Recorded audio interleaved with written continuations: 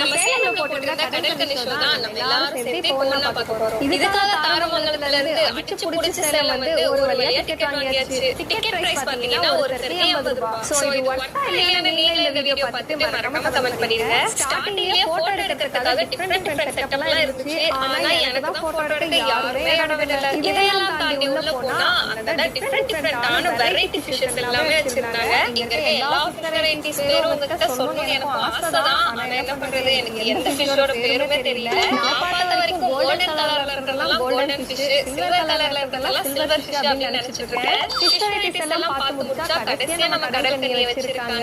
இந்த எக்ஸிபிஷன்ல நான் பார்த்த வரைக்கும் இந்த ஒரு பிளேஸ்ல தான் மொத்த கூட்டமும் இருக்கு. ஆனா நம்ம கடல் கறியை ரொம்ப நல்லா என்டர்டெயின் பண்ணாங்க. நெக்ஸ்ட் கேர்ள்ஸ்க்கு பிடிச்ச ஃபேன்சி ஐட்டம்ஸ், ஆனா ரேட் கொஞ்சம் அதிகமா போட்டிருந்தாங்க. நம்ம கிட்ட அவ்வளவு பட்ஜெட் இல்லையா, அதனால ஏதோ சாப்பிட்டு போலாமே ஒரு ரோஸ் மில்க் மட்டும் வாங்கி குடிச்சாச்சு. அடுத்து பாத்தீங்கன்னா